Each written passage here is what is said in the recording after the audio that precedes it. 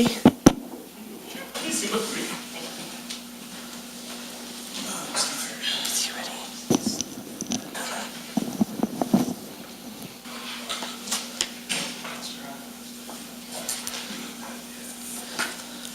right, if everyone's here and ready to go, we'll start our last panel of the day. Thanks for sticking around. We're going to start with maintaining the musician, protecting music, image, and technology today. I'm sorry about my voice. I'm going to go ahead and introduce our panelists. First is Joseph F. Brezel. Sorry. He's senior counsel at Loeb and Loeb here in Nashville, handling business and legal affairs for a variety of musician labels and publishers and writers. His practice area covers a variety of IP issues, including reported products, internet, and new media. He's a licensed patent attorney, and prior to joining Loeb and Loeb, he served as vice president of business affairs at EMI Music here in Nashville. To his left, we have Elizabeth Gregory, who, since graduating the University of Southern California, has worked in entertainment litigation, first in Los Angeles at the law firm of Stein, Kahn, and Rosenberg, and following that at a boutique, also in LA, Myman, Abel, Finman, Greenspan, and Light. I don't know if I got all of those right. And now she is running her own boutique practice here in Nashville and Maryland. No, that's Cheryl, sorry. And specializing in the representation of successful major independent label artists, songwriters, independent labels, publishers, and producers. Next to her, on her left, is Kenneth Sanney. He is an attorney at Day & Blair in Brentwood, practicing in copyright, trademark, technology, and entertainment law and litigation. He also teaches music business and law in the Department of Recording Industry in the College of Mass Communication at MTSU. He also created and authors the Sanney Copyright and Music Law blog and writes a feature column for ENS, the Tennessee Bar Association's Entertainment and Sports Law Quarterly newsletter. And finally, to his left, we have Cheryl Slay, who is a professor of music business at Belmont University, where she teaches copyright and trademark, and also has a solo practice where she focuses on business strategy and maintains offices in Nashville and Maryland. She writes on EP and entertainment matters and recently authored an article entitled My Space or Whose Space? Website Operation Under the Digital Millennium Copyright Act for the Maryland Bar Journal, and she's also a singer-songwriter. And finally, our moderator today is Suzanne Kessler, who is a law professor here at Vanderbilt, teaching entertainment transactions and intellectual property licensing, She also is an entertainment attorney and documentary filmmaker.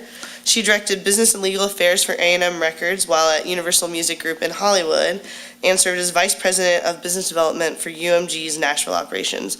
She also recently co-produced a film for A&E, the network, entitled Hairdos and Heartaches, The Women's of Country Music. So with that, I'll let you take the floor. Thanks.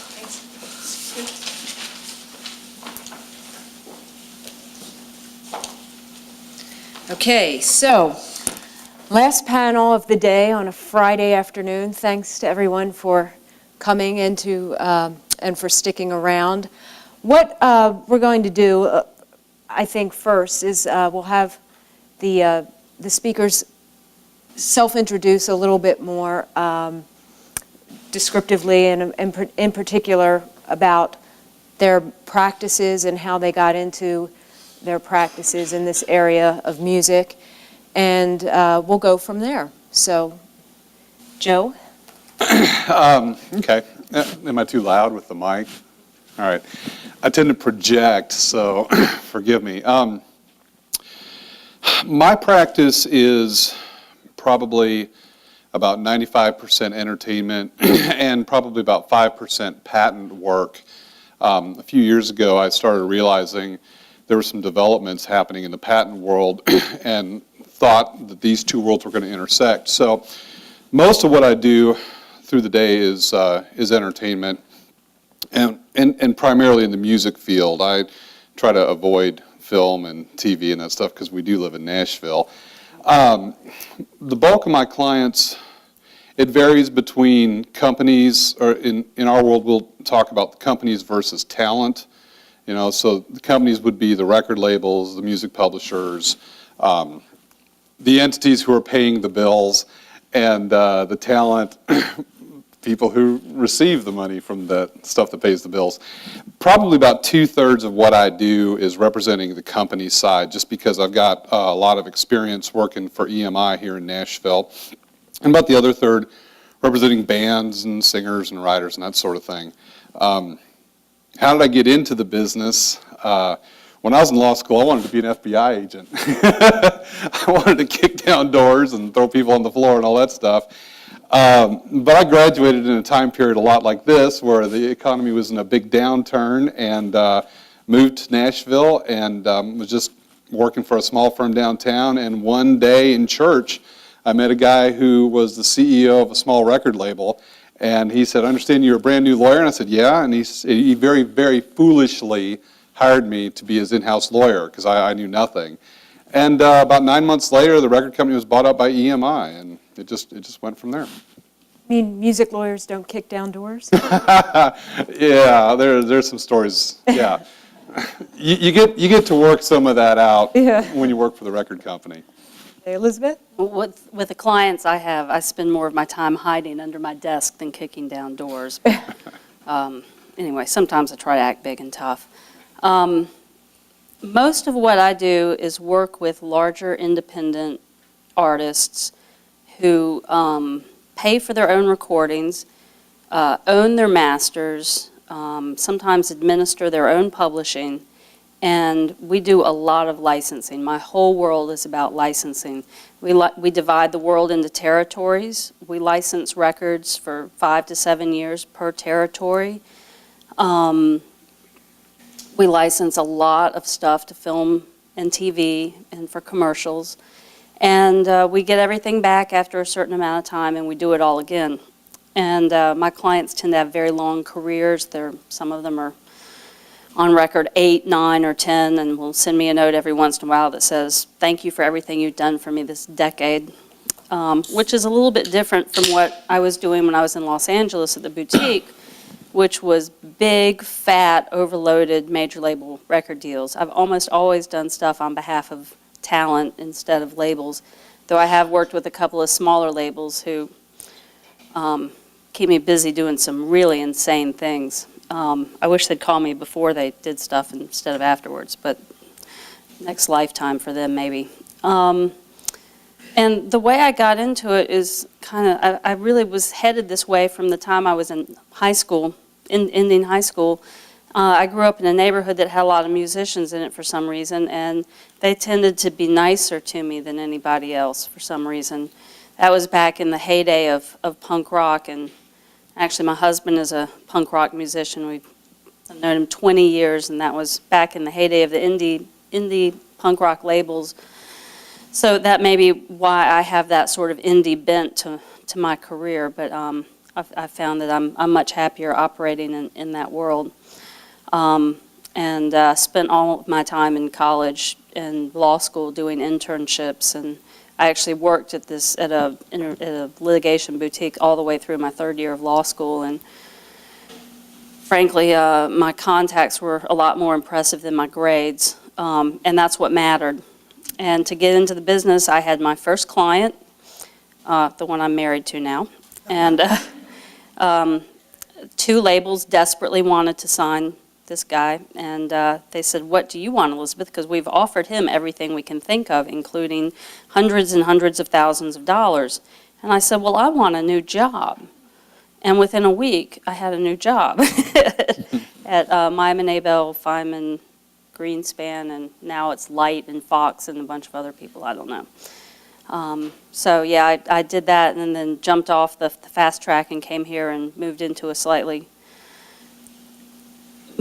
different niche, and so I may have a slightly different perspective. It seems that that's a pretty different part. The business has become dichotomized between the 360 deal and the majors trying to survive on one side, and then what I'm doing on the other side, which is people owning their content and licensing it for relatively short periods. So that should be good for conversation.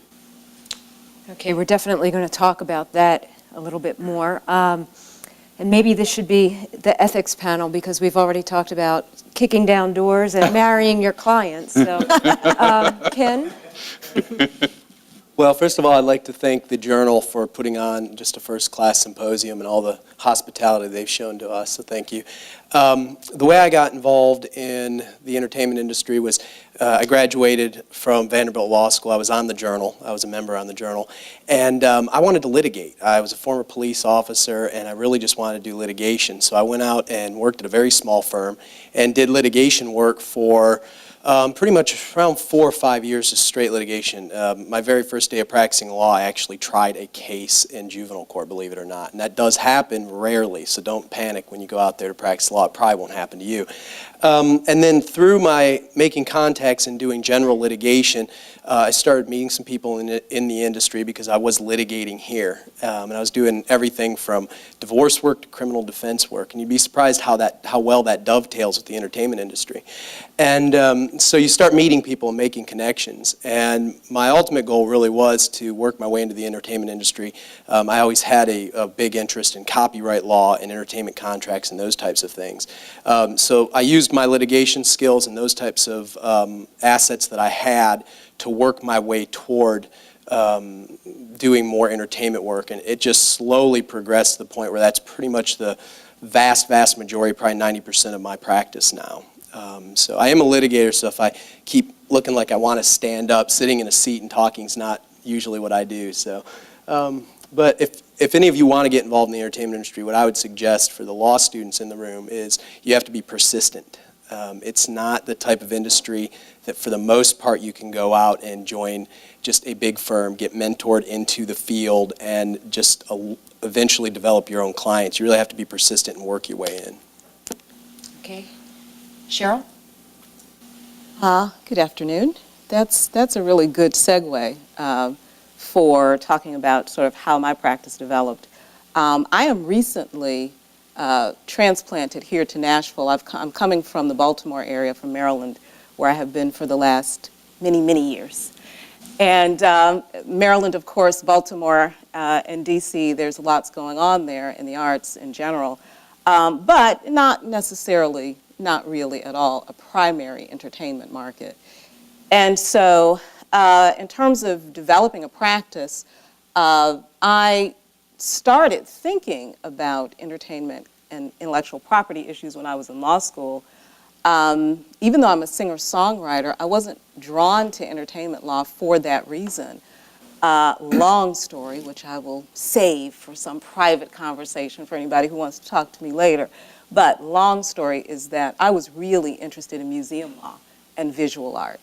And I wound up talking to an attorney at the Smithsonian in the General Counsel's office and one of the curators there who said, well, you really should think about copyright law issues and that kind of thing. I was in law school at the time, had no idea what art law was, started to go back to my professors, ask some questions, who suggested that I pursue it, even though, of course, there was no major or concentration or coursework or any outlet for any of that at all. And I've been out of law school many years now, and so there was no entertainment law coursework. None of this stuff existed. So I connected with a professor in my law school who had an interest in these issues. He just had a real interest in intellectual property. He really wasn't even our intellectual property faculty. It was just an interest that he had. We connected, and I started to gear all of my writing requirements in law school towards arts, entertainment, intellectual property, and for whatever reasons, just was very drawn to that as a subject matter area. And then, as a practical matter, when I left law school and thought about developing a specific practice area, even though I was interested in arts, visual arts, fine arts, entertainment law seemed a more practical route to take. And so that's the route I took as a sole practitioner.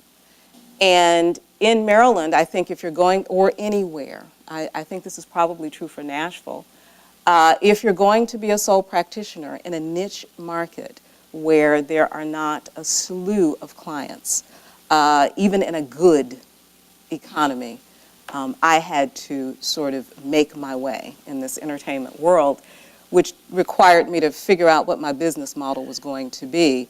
Would I do something like estate law on the side to just be able to put a roof over my head and eat, and take entertainment matters when I could?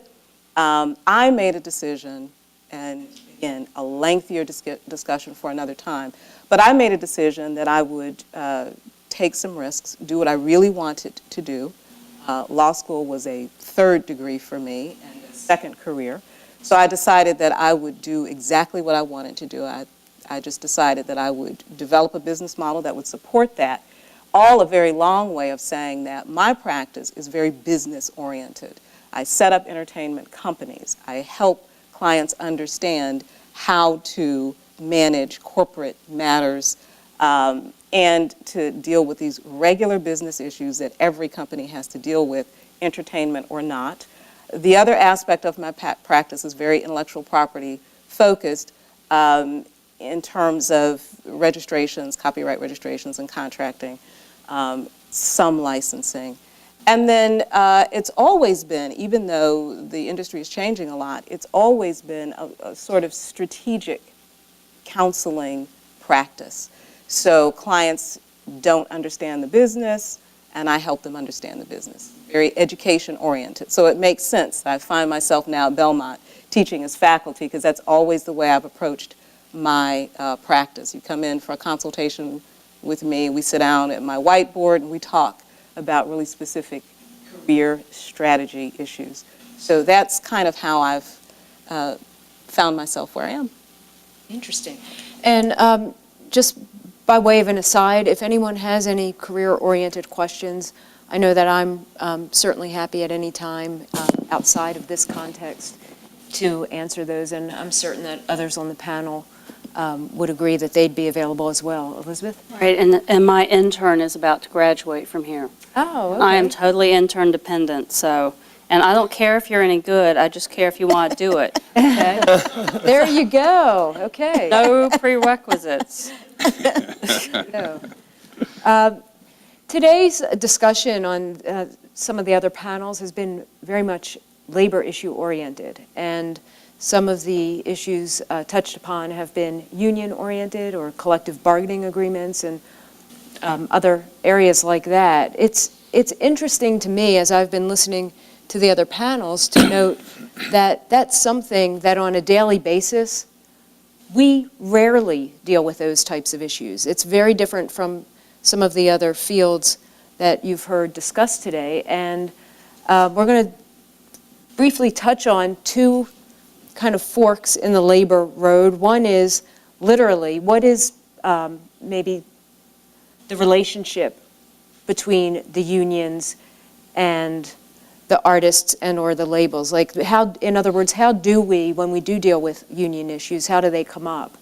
And then the second aspect, second prong of the fork, in terms of labor-oriented issues I want to touch on, has to do with the artist-label relationship. But maybe, Joe, if you could just kind of briefly describe how, when union issues do come up, what are they? How do they come up? Sure.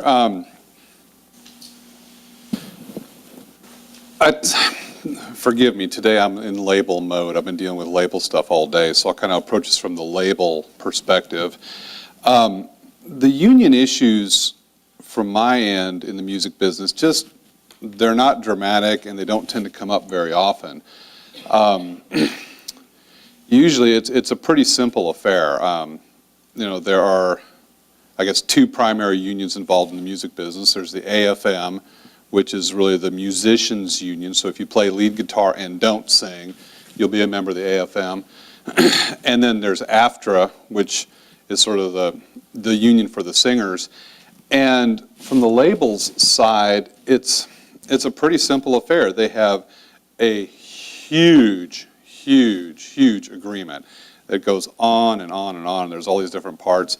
But the bottom line is pretty much sign or die. It's not something that's negotiated. On one level it is negotiated, but it's negotiated with one lawyer who represents three of the majors, and I think one guy represents the fourth major, and they'll do their thing with the unions in New York about every 4 or 5 years, but that's about it. Once those companies agree to this collective bargaining agreement, everybody else, if you want to join, either as a label or an artist, they say, here it is. And a lot of times they won't even send you the book, they'll send you the signature page, and it says, I've read all this stuff. So as far as how does it impact the daily life, at least here in Nashville, of labels and musicians, my experience has been not that much. It's a pretty simple affair that when you record a record or download whatever, when you make a musical product, you're going to pay a certain percentage of the money you earn to the union. There's issues about how much you're going to pay the artists, and these payment terms are all really set out in stone in the union agreement. There's sometimes an issue with some of the smaller labels, and I represent a few of those as well, who they don't want to be union members. They feel that the union adds too much to their overhead, and they're going to try to do it without the unions. And that's a tough proposition, especially in Nashville. There's some cities where it's easier to record a project non-union, but it's a lot tougher here in Nashville. So those things pop up from time to time, the issue of whether a label's signed or not, sometimes whether a musician is signed or not. Once in a blue moon, one of the labels will buy a record that's pre-existing, but say it wasn't recorded under union rules, so you have to unionize it. But it's really just not that big of an issue. What about the other panelists? Do you feel the same way, that on a daily basis you just don't deal with union issues? Yeah, it comes up in 3 places. One, if you're producing a record, and if it's for a major label, then you've got to have someone to do the union paperwork and submit who was in on which sessions, how long they were there, et cetera, what their role was. If you sing in a commercial, then you may want to join SAG because you will get residuals. And then it can come up if you are performing on a record for a major. So, most of the indie labels I deal with, you're right, they would rather go out of business than deal with the unions. And they don't, and most of the records I deal with are non-union. I will tell you that if you are not a union member and or even if you are, if you perform on someone else's record and you need to get paid for it, you go to the label and they say, go hire these people to do it for you, because the paperwork is so technical that trying to negotiate through all that yourself, I'm not talking about actually change the terms, I'm just talking about getting the blanks filled in correctly is so hard, and they have so much of this stuff they have to do that it's probably not fair for anyone. Just pay the outside company to do your paperwork and you'll get paid a lot faster. But yeah, in the indie label world and with all of the people who have home studios, now it used to be you had to go to the big recording studio, but with all the home studios now or smaller studios, in my world, it really doesn't come up. I would echo Elizabeth's comments. So many different types of entertainment practices, as you can hear on the panel, and for a practice that does not really represent, that represents indies and is really not interacting with the majors that much, it is non-existent, virtually non-existent. I do represent folks in literary publishing, as well as I've represented some actors and folks who do voiceovers and that kind of thing, and I've dealt with some union issues on that end. But in the music world, very, very little for the indie world. Okay. In terms of the other definition of labor that I was talking about, the relationship between artist and label, is that an employer-employee relationship? Is it an independent contractor relationship? Yeah, I'll go ahead and try to take the first stab at that. Just back a few years ago, we had in the Copyright Act was this issue where after hearings and everything had been conducted, there was a clause inserted that made all recordings a work for hire. That lasted about 11 months. You can Google that and find out, there are people from every walk of the industry that was outside of the employer, the labels, who were railing against that. Courtney Love had a big speech that's all over the internet still to today about that. So it really comes down to when you are a recording artist and you're going into the studio to record an album, you have a recording artist contract with your label in which you are going to provide these exclusive services as a recording artist. And the copyright to the resultant work would be looked at from copyright law as owned by a producer and the recording artist. But really what the recording artist does is signs over their ownership of the resulting work in exchange for royalties. So it kind of breaks down along those lines. When they tried to make it a work for hire, it really became the labels trying to take this copyrighted work and expand their ownership of it out past 35 years for some copyright issues that. Do you guys think that's typical of how major record labels have operated historically, that they've just, the power balance has always been tilted toward the label, and if it hadn't been, then the label would try for these power grabs to have more leverage, especially with a new artist? I mean, traditionally, wasn't that the case? Everyone's smiling God. first. You want me to attack you afterwards? I can see like all the stories in their brains about these issues. Okay. All right, I'll be labeled dude for right now. Okay. Power grab, it's fair, it's not fair. Artist gets screwed, label gets screwed. I try to look at it pragmatically. Last time I looked, when I was working at EMI, 9 out of 10 acts were severe money losers for the label. So, and these days it's probably even more, where you've got a company that invests a huge amount of money, and they go into it knowing, due to past history, this is probably going to cost us a lot of money. So, with that background in mind, the way I try to analyze what happens between leverage between, who's got the leverage between the artist and the label. And it varies. It varies a lot. I used to do a lot of work with Capitol Nashville here in town, and they have an artist who I won't name, but who could very well get whatever this artist wants. And in fact, there are many, many artists in the country field that are this way, where they're so successful and they sell so many albums and they make so much money at concerts, they really don't even need a label. They can go hire their own staff and do their own thing. That's one end of the spectrum, where they turn to the label and say, what do you have to offer me that I can't already do for myself? At the complete other end of the spectrum is, say, a brand new artist who has no real demonstrated track record of success. They might have a good sound, they might have a good look, but, say they've not made a record, they've not sold any units. That's a very risky proposition for the record company. So I don't know if many people in here are like students of kind of basic economics. I am. I was an econ major in college. And I look at it like it's really an allocation of risk and benefit.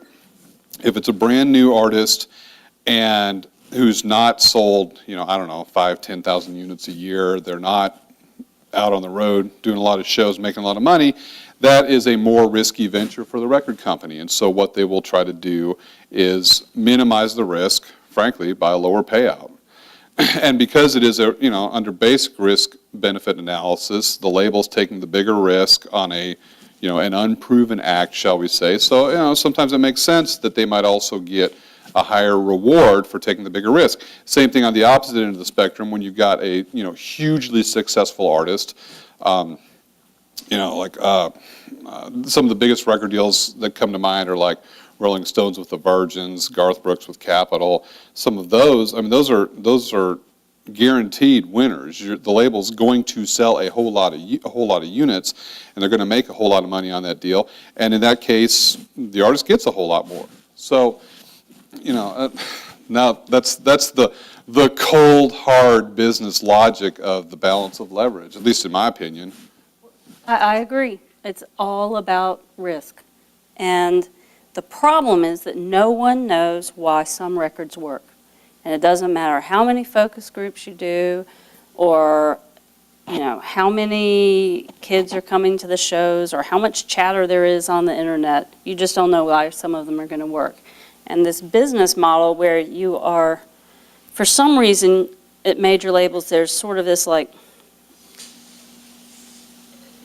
it's more expensive for them to do everything than it is for an indie label. It's more expensive for them to distribute, manufacture, record, pay producers. So it's very, very expensive. And they are betting with each project millions of dollars. So, and they're not going to make it on 99 out of 100. So they've got to really make it big on that one that breaks through. And it used to be when we were doing, for a while there, and some of this has changed as the major label world has gotten more corporate, as these companies have become the properties of conglomerates who do more than one thing.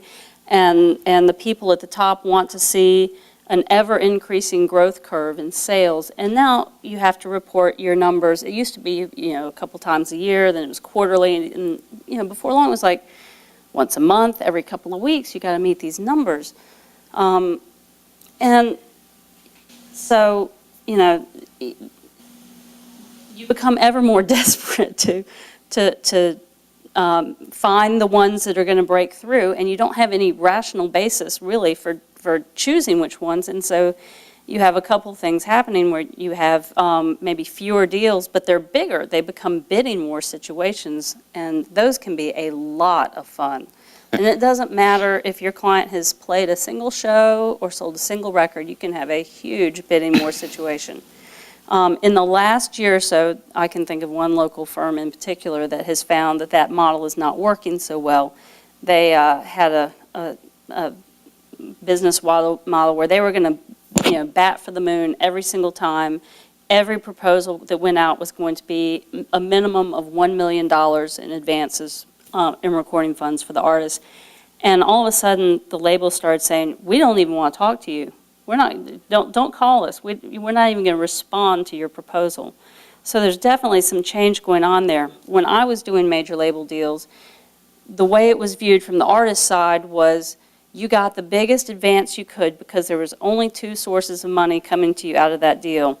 One of them was the advance, and one of them was your publishing, because if you sold 100,000 records or 150,000 records, that was a failure to the label. But as far as the publishing that had to be paid to you regardless of your recoupment status, which means that most of the money that the label spends on you, they are going to get it back before they give you anything else, except with regard to publishing. So there it was. You bid them up, every single one of them, as high as you could.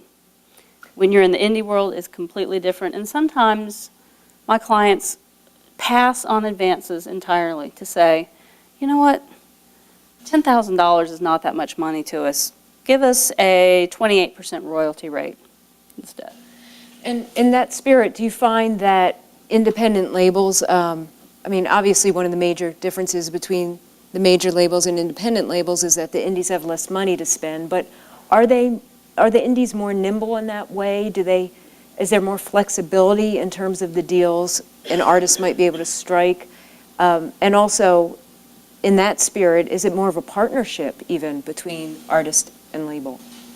Any thoughts on that? More of a dysfunctional marriage is what it is. And you would be surprised at how much some of the indies are spending these days. I've got one artist right now who's very hot. You've seen him in Vanity Fair, you've seen him in Rolling Stone, he's been on all the nighttime shows. And the label is spending $20,000 a month promoting his record. Wow. His advance was, I can't remember if it was $150,000 or $250,000. He was viewed as a sure bet, but the label has bet the farm on it. Yeah. If it doesn't happen, I don't know who's going to bail him out. That's an indie that's spending that kind of money? Yeah, and so there are a handful of indies that can spend that kind of money. Somebody like Sub Pop can spend it. Someone like Fat Possum can spend it on one person. And it is increasingly becoming. They have like one marquee act, and that's carrying the label. And I was going to say, one of the things, just to fill in some of the picture here, what I'd said earlier about the copyright issue and the labor relations between artists and the labels wasn't to just take the artist side. When you look at a label, an advance, which a lot of people don't really understand what an advance is in the music industry, an advance is a no-interest loan that never has to be repaid back except from the artist's royalties. So that's like the best loan on the planet. That's bailout loan money there. It's hard to find a loan that you pay no interest in, and you only pay back if you succeed. So the label is taking large risks, and as Joe said, historically, what is it, about 1 in 10 acts recoup. Recoup means that they pay back that advance out of the sales, out of their royalties, out of sales of their album. So the label is taking a large risk on each and every act. Now, sometimes it's a larger risk than others. If you're a label and you sign the Rolling Stones, not so much of a risk now. But if you're signing a brand new act that does not have that track record, as Joe said, you just don't know. And like Elizabeth said, you can run all the focus groups you want. What's going to appeal to the masses today may not be the same as what appealed to them just yesterday. So that allocation of risk is really difficult when we've been based on a system for a very long time that works on no interest advances that never have to be paid back except from royalties. Digital technology and all the other things that are going on has really caused a lot of problems where that's concerned. You just don't have the money in the pipeline to be able to dole that out and hope 1 out of 10 acts hits anymore. Now, of course, in exchange for that risk, for putting all that money out, the majors have traditionally said, okay, we're going to own everything, all output from the artist. So they are taking a huge risk, but they're also saying that in return for our risk and our upfront money, we're going to take ownership. Cheryl, in your experiences with indies, is that the same way an indie deal might work, or is there more flexibility in terms of what the artist gets? Yeah, in terms of the business in the indie world, it's like we're talking about really 2 very different music industries, maybe more than 2. Because Elizabeth's example of an indie label that can afford to give a $150,000 advance and is spending $20,000 a month, these are not my clients. These are not my clients. And therefore, there is a great deal more creativity that has to go on in terms of attracting artists when you cannot offer those kinds of advances. And certainly, with respect to copyright ownership, understood that because there is more creativity that's required, one of the things that's not going to be on the table is probably copyright ownership of masters. However, what you say, Suzanne, about partnership is a real sort of increasing phenomenon that I'm seeing. I had a discussion with a client of mine 2 days ago about an artist that she has in Maryland who is doing very well. As is customary in this indie world, nothing is orthodox. So they've been working together for a year or more without a contract, of course, and have therefore been creating a partnership that is also unorthodox with respect to splitting expenses for what? Concert performances that are really distinct from the artist's record deal, but that in the indie world there are just some very different things that go on. So what you see even is some negotiation with respect to copyrights for masters, but not that much.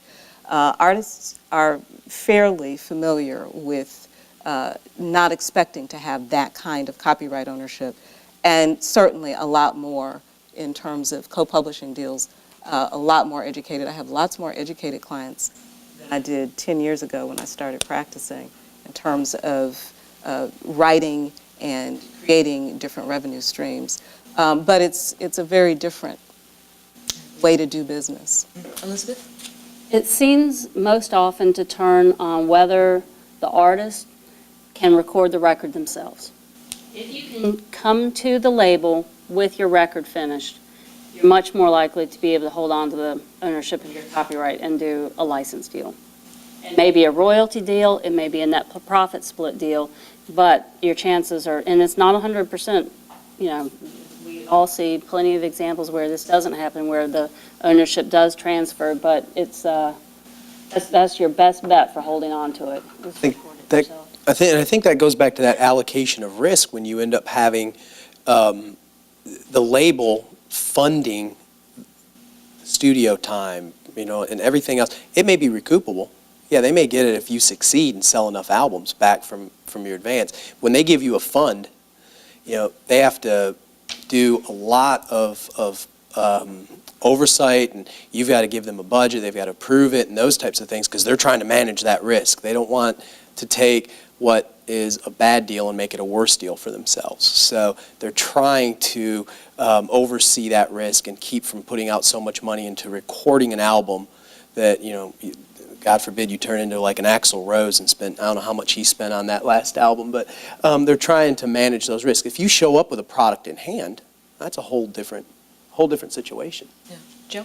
Yeah, and one other thing I'd like to just throw in there is it sounds like owning your own album is always a really good thing, but there are many, probably most. I'd go so far as to say probably 95 or 96% of all records recorded and released, after that first 6 months of release, you can't give them away.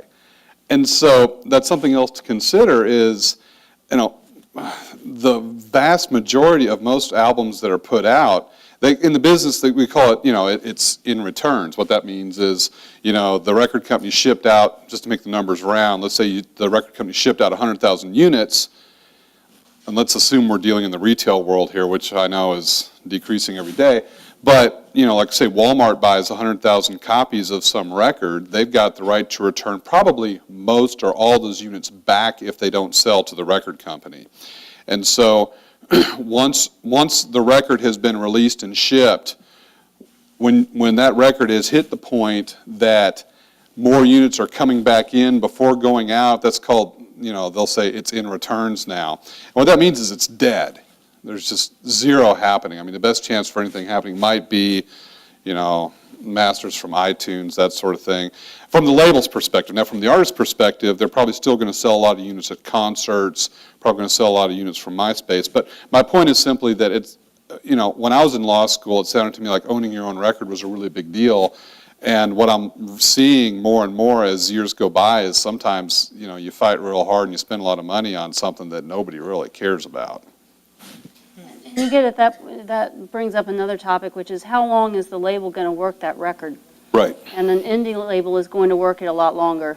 Not always, but most of the time. They're going to be more creative, you know, 2 years down the road saying, what can we do to stimulate some sales on this thing? And if I look at one of my main clients' catalog sales, they're selling 3,400, 3,500 records a week of their catalog. And these are records that are now at the 100 to 150,000 unit mark. And those records sell, each one of them, say, 300 to 400, 500 units per week. They're still out working them. But that's another place where you can have big differences between the major and the indie, because there is, at some point with records, a diminishing rate of return for the money you invest in it. And that happens faster at the big company because everything costs them more. It costs them more to work a record to use the same person from such and such company, I don't know, nasty little man for publicity. It costs the major more to hire that person that does the indie for radio promotion, it cost the major, until recently it was cost, and they said, cried uncle, they were saying, yeah, it's going to cost us $300,000 to work this thing to radio.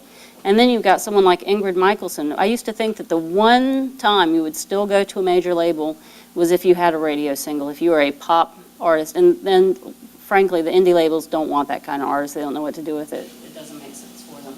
Their business model, which is sort of like counterculture, frankly. And then along came Ingrid Michaelson, and she said, I'm going to own everything that's ever recorded of me, and I'm going to control everything. And she managed to do well enough on an Old Navy commercial that she went out and hired her own radio promo people. And before you knew it, she had a radio hit.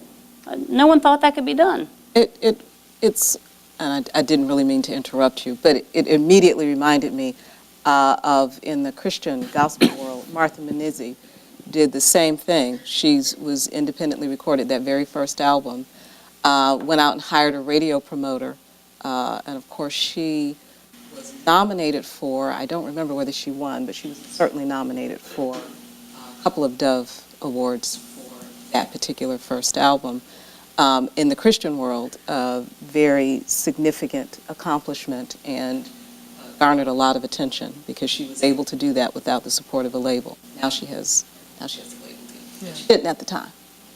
As we're talking about how indie labels do things a little differently from the majors being traditionally basically banks funding the CDs and then owning them and trying to recoup their investment through sales of sound recordings, period, CD sales. As we are exploring those issues and at the same time talking about some of the creative ways artists are thinking about their own careers, their own promotion, their own sales, the 360 deal that we started hearing about a few years ago, and which has kind of become a buzz term, and that all the majors started talking about a lot, but then at a certain point, very few deals were actually getting done that were so-called 360 deals. What are the 360 deals, and are they working? Why did the majors start looking at those kind of deals? How do the artists react to those kinds of deals? First of all, who wants to maybe take a stab at just giving an overview of what a 360 deal is? I'm working on one. I'll talk about it. Traditionally, up until, I don't know, maybe I first started hearing about these maybe 5 or 6 years ago, in an exclusive recording artist agreement, the monies that the label received were usually just, as Suzanne said, from the sales of products. So sales of CDs, eventually sales of downloads. But that was it. Any other money that arose from this act usually would go to the artist. So the artist goes out on tour and they're doing their concerts. The artist keeps all that money. Artist gets a book deal, to write about their sordid past or whatever. Artist keeps all that money. Songwriting, and there's a little bit of a split here, but the Christian music world is a lot different than the secular music world, but I'll just stick with the secular for a moment. The record label wouldn't touch monies arising from the royalties derived from the musical compositions that the artist might write. So, I don't know, take Led Zeppelin. I always use Led Zeppelin as an example. Say if Jimmy Page was the sole writer of Stairway to Heaven, their record company is going to pay whoever owns the musical composition of Stairway to Heaven. It's the difference between the copyrights and the recording and the musical composition contained in the recording. So the money from the musical compositions was also something that the record labels traditionally didn't touch. Merchandise deals where the artist allows their name, likeness, logo to be put on a t-shirt that are sold for exorbitant fees at concerts or whatever. That's all between the artist, label doesn't touch it. And commercials, endorsement deals, all that sort of stuff. That was all money that up until very recently, it was holy ground. The artists the labels wouldn't touch it. But starting, I guess, somewhere around 2000, 2001, when the music business started to nosedive, the label said, wait a second, we're investing, as we've talked before, millions of dollars, and okay, I'm going to admit, I'm going to take the label side here on how this came to be. I'm sure I'll get slaughtered for it. But the label's perspective was they're investing millions of dollars in these individual recording artists, and they're not receiving at least a portion of the benefit from that investment. The term branding started becoming really popular. The idea was that nobody cares about Garth Brooks' history, but for the fact that he was a superstar recording artist on Capitol Records, or nobody wants to buy a Nickelback T-shirt, but for the fact that they are a very successful recording artist with songs that are hits on the radio and all that stuff. So the idea is that the label said, we're making all this investment, we're losing money hand over fist to peer-to-peer file sharing, and we're not seeing the return on the investment that we used to. So the logic is, but at the same time, the artists were, at least, again, the theory goes, they were making more and more money proportionately on concerts, T-shirts, merchandise, commercials, endorsement deals, all that stuff, sometimes licensing of the masters for other purposes. So the label said, for us to continue making this investment, we need to get some more income streams happening here. That's where the 360 deals evolved from.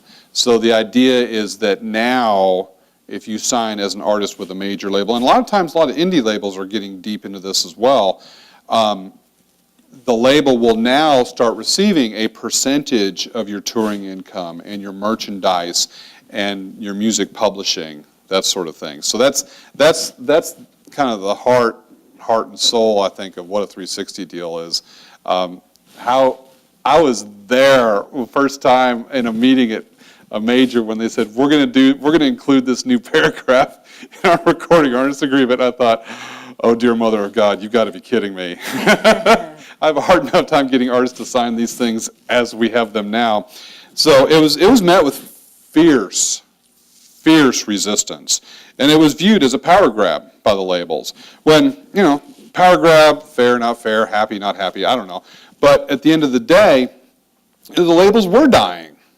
You can blame, there's all sorts of blame and all that stuff, but they were losing a lot more money. And the net effect is they have less money to invest.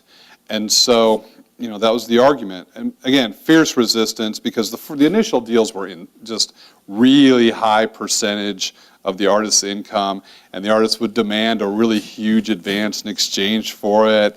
And it was just nuts. Finally, it kind of eventually settled down to the point where the deals that I see these days they're small percentages. There might be some slight increase in the advance in exchange for this new stream of income. Or the royalty rate. Yeah, or the royalty rate increases, that's right. Because the big danger, especially in the early days, was it didn't take a rocket scientist to figure out that when the artist started signing away all these additional income streams, like, for example, one major came out and they wanted 25% of all this money, which that may not sound too significant, but if you're representing the artist, the manager gets 15 or 20% on top of that. Business manager might get, say, 5%, and then what are we up to? The agent? Yeah, the agent. Yeah, Lawyer, sure, yeah. Forget us.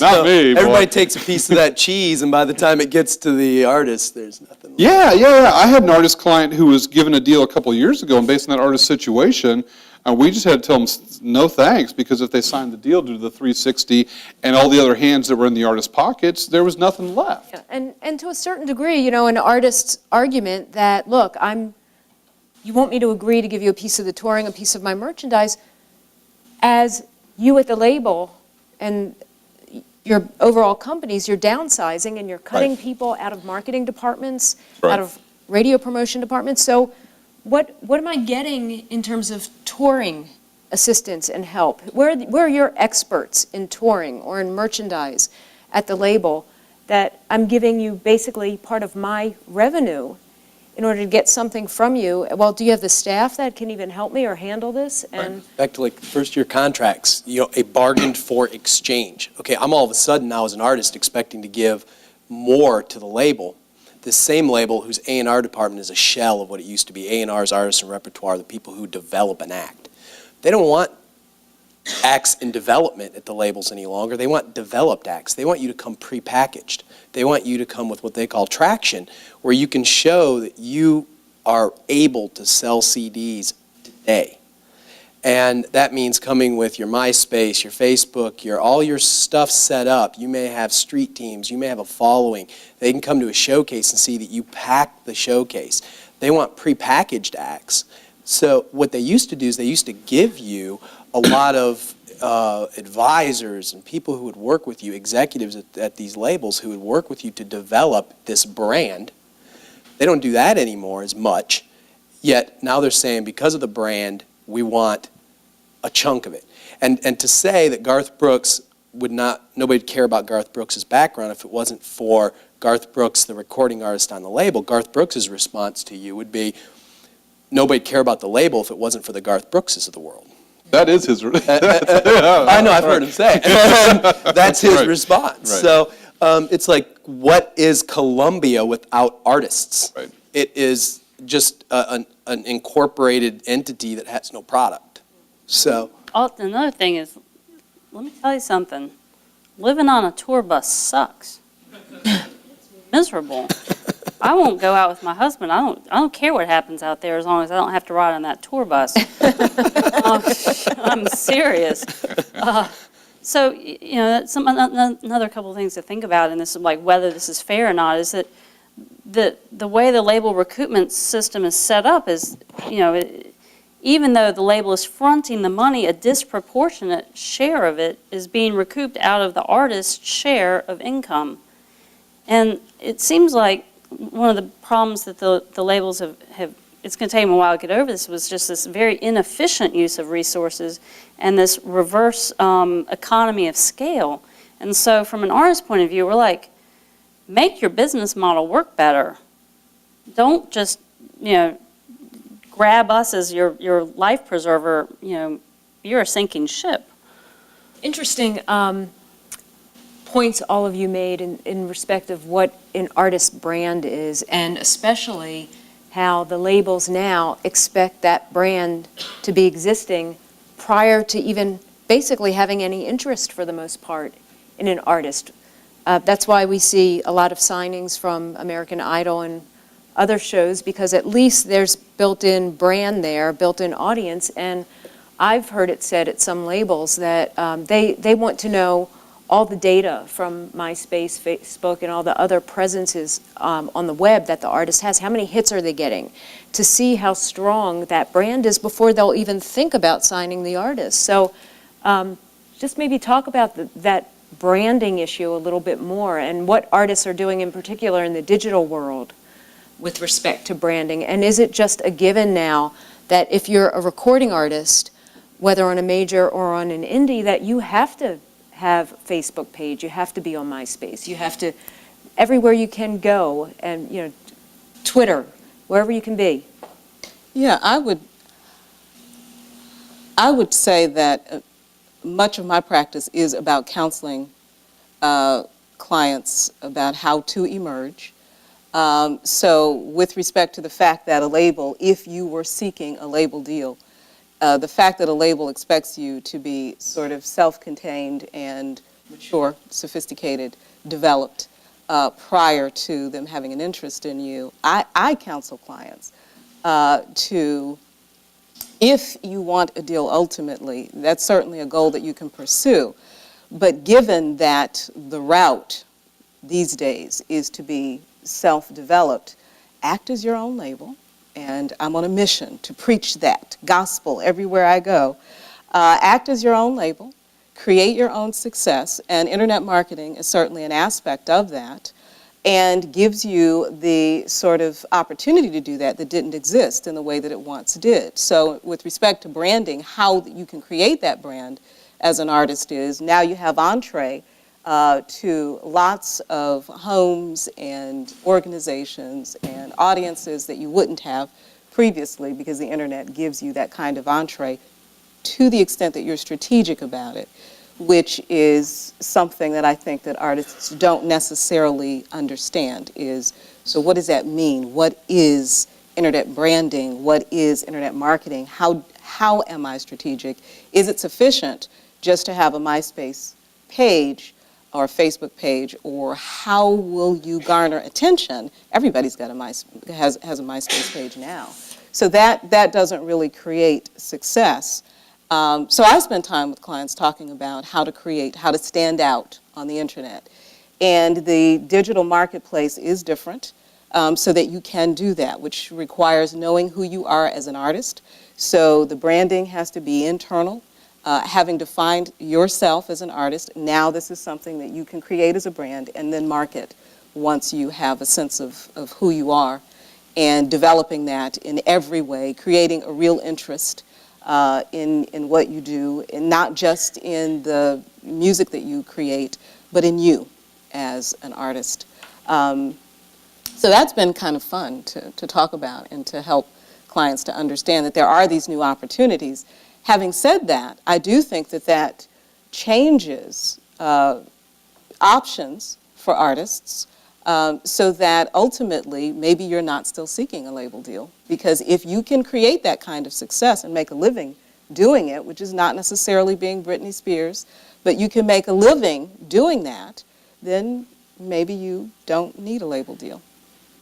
Other thoughts on artist branding, Ken? I was going to say the use of technology. I see this a lot with my students at Middle Tennessee State. I have a lot of students in my class in the recording industry program that are aspiring artists, and I like to ask them a lot, where are you performing?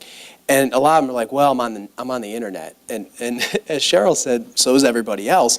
And the reason we have so many in the history of music one-hit wonders, or their very first CD sold well, but then their sophomore effort doesn't, or those types of things, is because when artists go out and tour and play gigs and they're in front of crowds, they play a lot of music.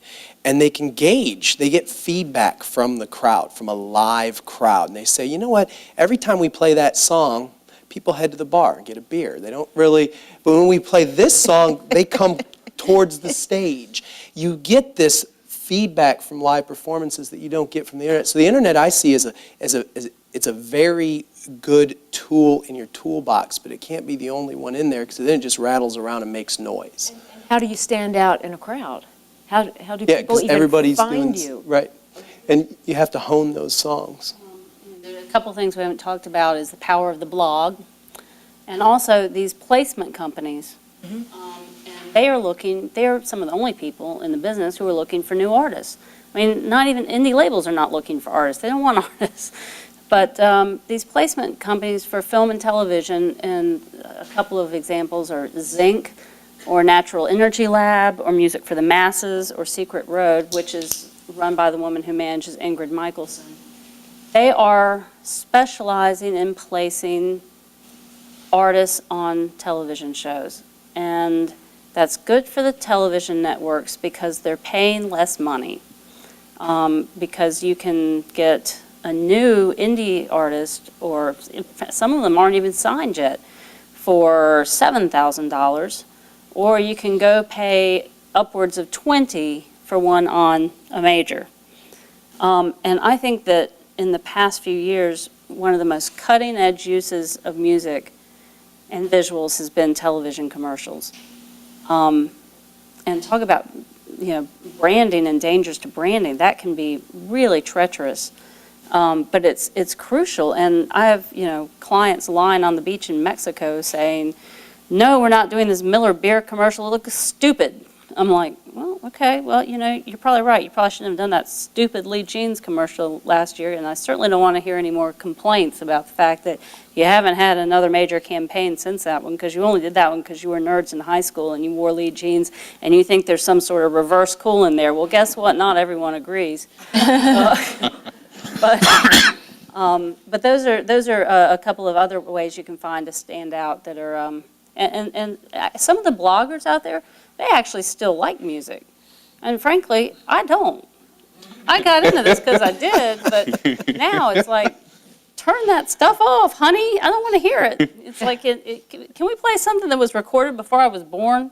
that I cannot possibly have had any business relationship with. Yeah, that's exactly. it. It's like hearing your worst nightmare, you know? You hear that song and you go, oh no, that producer deal still isn't finished yet. That's right. Or It's like a I reminder. should be at the office, Yeah. right? Yeah. I'm all talk radio these days. brief on that one, or, yeah. That's right. That's the problem with getting into doing something you love as work. You create work out of the things Go you into love. Blockbuster and, you're halfway down the new release aisle and you're like, I've seen 6 things I worked on, get me out of here. Yeah. Very true. Cautionary tales. When I still lived in LA and was in business and legal affairs at A&M Records, I decided I needed to take a yoga class at my club, so I signed up for it and I took it. And in the first class, the yoga instructor said that she was a big Sting fan, so the entire class was going to use Sting music. And of course, I immediately thought, get me out of here. I've got 10 deals on my desk for Sting that aren't done, and they're keeping me up at night. And now this is my reward to go to yoga class for relaxation, and it's all Sting all the time. The digital world, and we don't have much time left, but this is really important, obviously. There's been a huge shift in our industry, and as everyone out here knows, music industry hasn't been doing well for a long time now. CD sales are down to record low, no pun intended, record low levels, and everyone's saying, the digital world is going to save us, presumably. Artists have to be on MySpace, Facebook, everywhere else. iTunes, sell as many as you can. The downloads. In reality, what does an artist get from a single download from iTunes, just in general? Are we talking about dollars? Are we talking about pennies? Talking about pennies. Oh, yeah. Are we trading dollars on hard physical product for digital pennies, basically? Oh, yeah. I mean, you're probably talking like, what, 7 to 10.5, 11 cents per download? It depends on whether, and this is something that, this is a deal point in record deals, but is this going to be treated as license income, where the artist is going to get 50% of it? And that's going to happen a lot more often on an indie label. Or is it going to be, are you going to get the same royalty rate as you do for regular sales, even though theoretically the costs are a lot less? Right, in which event you could be making as an artist about 8 cents per digital download on iTunes. Or you could be making 35, 40. If it's treated as a license, right. Okay, so is the digital world, is it saving us, or do we just not know yet? We're not in a place where we can even gauge that yet. One of my artists just had a record come out. It was really hot. Half his sales were digital. And for him, his business is getting bigger every year. And I've got a handful of those. I've got 2 or 3 clients like that. For a lot of people, it's not working. And so I think the jury is still so out on this. And the interesting thing about it is, the record labels are spending all of this money on transporting physical product into brick and mortar stores, and it's inefficient when compared to the download, but they'd also sell an album that may only have 2 really good songs on it, and you have 10 songs on the album, 8 of which nobody really cares about. They're really buying it for that 1 or 2 songs, whereas they spend $15 for that, whereas now on iTunes, they're spending 99 cents for the 1 song that they liked. And so that's changed the whole dynamic. Yeah, you have a much more efficient system, but it's changed that dynamic a lot. There's some who argue that the consumers are much happier with that because they can just buy that single song, and that may drive more consumers to purchasing music. Or like with the downturn we have right now in economics, you're going to see an uptick in movies. 'Cause it's escapism. People want to go see a movie. But when people are hurting for cash, they're just going to keep listening to their old favorite songs instead of going out and buying a $15 CD. Has it changed a little now that we're back to the single being dominant like it was 40 years ago? Are people willing to spend the 99 cents now instead of the $15? So I don't know. We're going to get to questions in a minute, but just by way of summary, we spend a lot of time, I know every time I go to lunch with a lawyer or an executive at a record company or even an artist, we spend a lot of time talking about what's wrong with the music business right now. What's right with the music business? I can think of one thing. People, in various studies that have been conducted, people are listening to more music at this particular time than any other time. So that's great. I mean, people love music, except for Elizabeth. Anybody just briefly think off the top of their heads, what's right with the industry right now? Well, I think it's an exciting time to be in the music industry, particularly from the perspective of independent industry.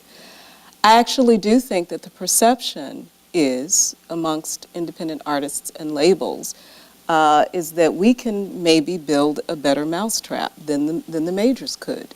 We can create some new business models, and maybe people will actually buy our product because the majors are no longer quite so powerful. And to the extent that there's quality music being created, and there's lots of it, then there are lots of new opportunities and lots of little cottage industries that are springing up. I have clients that are neither artists nor labels, but have some kind of internet presence that supports the music industry in some new and different ways. So I think that there are lots of new opportunities. Joe? Yeah, I think one of two things are going to happen in the next 10 years.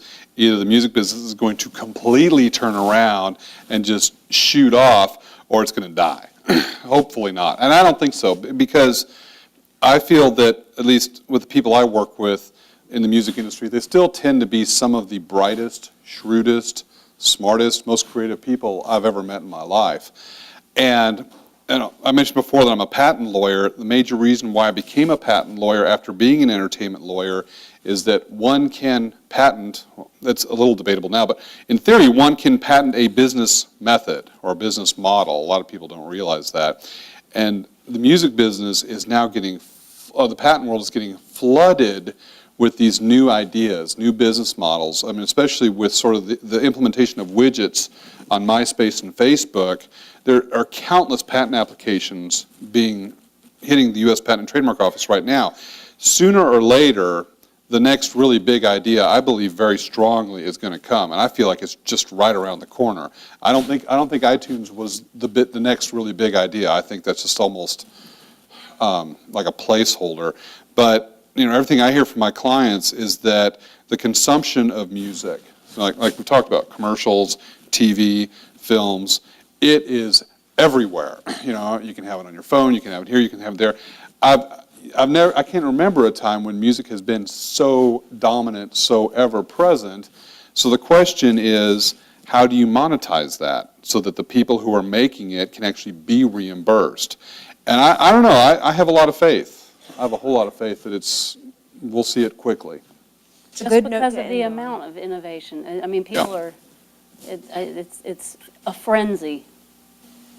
And people are so passionate about it as well. It's not like, yay, I found this new, whatever injection device to give you a new vaccine. And people get fired up about, their favorite type of music. Good notes to end on. Questions for our panel members? Anybody? I'm one of those digital converts. I buy everything on iTunes. I don't think I've bought a CD in years, sorry.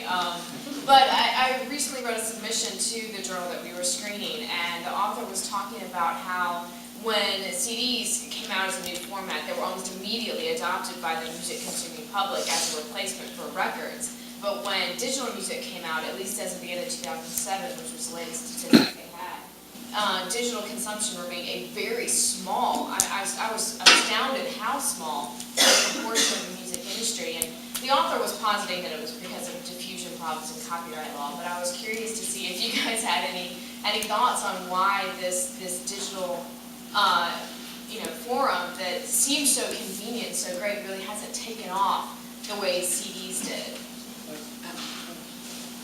I'm actually going to speak as a consumer and not just as an attorney, because I remember this switch from albums to CDs. I remember that. And I remember, and by the way, I have an iPod that I've had for almost 3 years and doesn't have one piece of music on it. So, little insight into me. But I remember being very resistant to CDs. Had lots of albums, loved my album collection, like a lot of older music too, and the thought of having to replace all of that with CDs did not appeal to me. I remember distinctly, though, that at some point, albums just weren't available. You couldn't buy them. It wasn't an option. I went kicking and screaming into CDs because I could no longer buy albums. With CDs to digital, you can still walk into, Barnes & Noble and everywhere else, and you can still purchase CDs. I actually think that that's one of the reasons that the transition hasn't been so immediate. There are still, it's a generational issue, I think. I'm clearly a little bit resistant to this technological change, and I own that. So with respect to, the consuming public who is comfortable now with this CD collection that they've created and comfortable with the technology that they use to play it, to have the learning curve thing, it's one of my issues. I really don't want to have to learn how to do it, even if it's easy, I don't want to. So, so I think that for the holdouts that are still out there, just don't make them available to us anymore. I mean, I think that that's what it's going to take, in part, to make that change. Happen in the next few years, especially as maybe the music industry continues to struggle?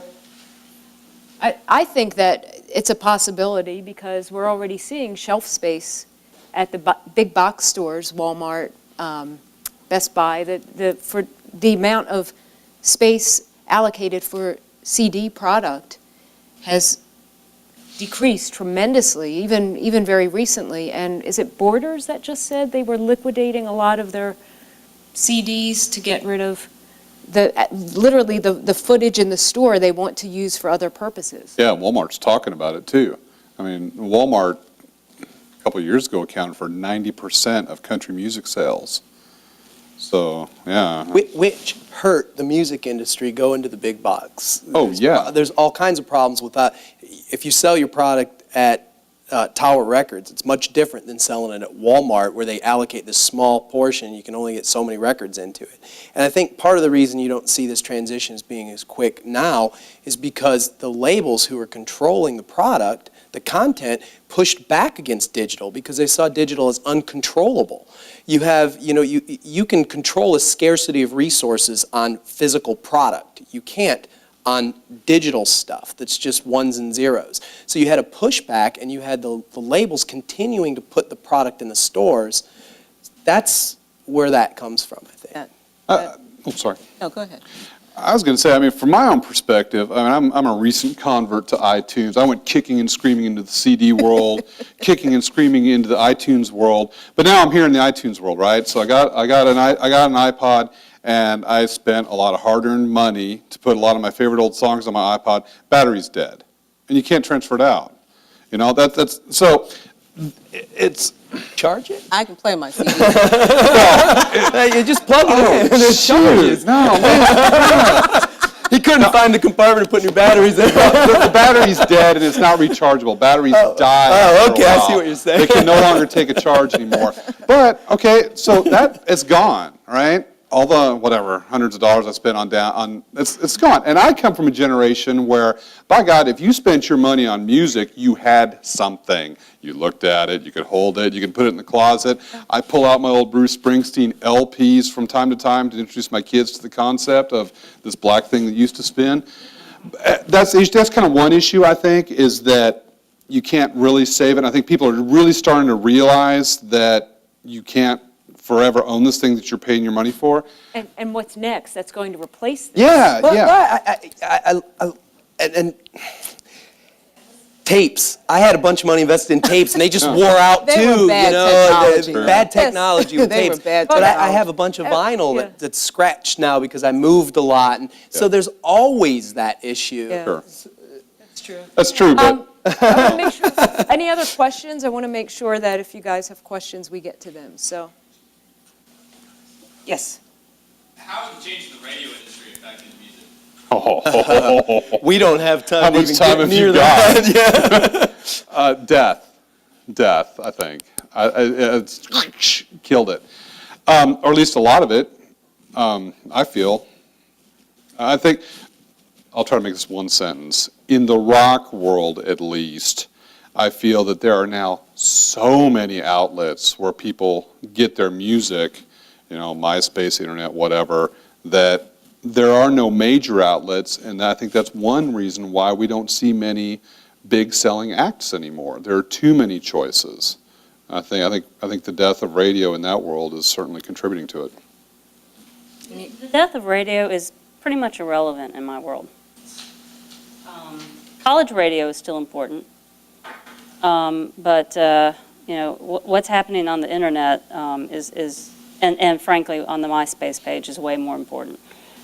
But when you have an artist that is got a song that's working at radio, you used to see checks come in from ASCAP or BMI that were $60,000, $100,000 at a time.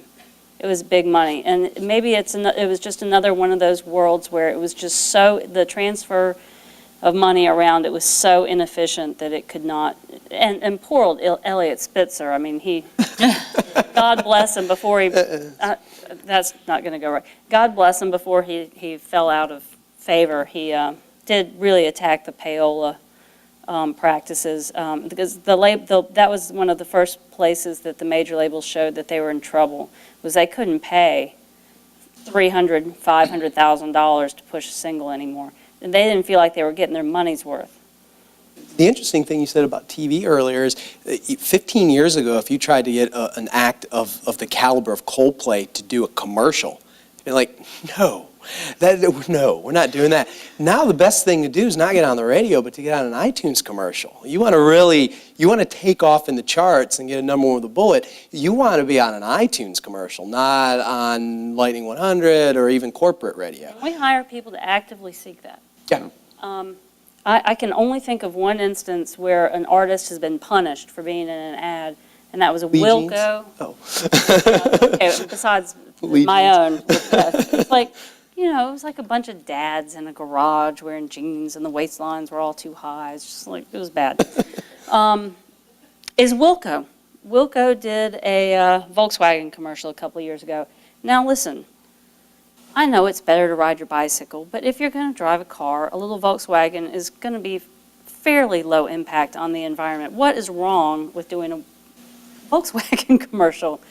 I did have a client turn down a Hummer commercial. Like, we cannot go there.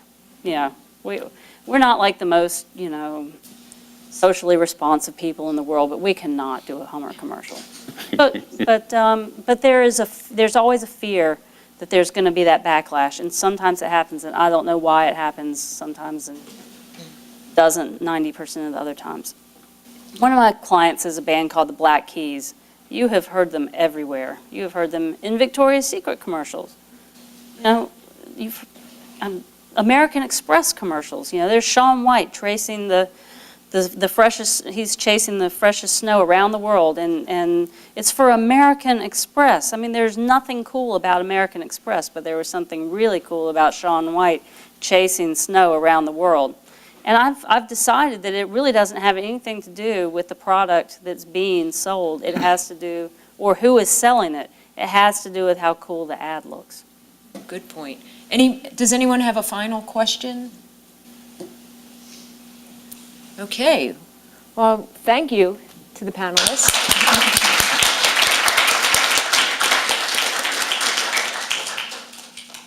I want to thank you all for joining us today. If you're here for CLE credit, if you could turn those in at the registration desk, that would be wonderful. We do have a brief reception outside if you all want to stop for some snacks and some beverages. Thank you to my team and the rest of the Jet Law membership for joining us, and the rest of our guests today. We have a wonderful rest of your Friday. Thank you.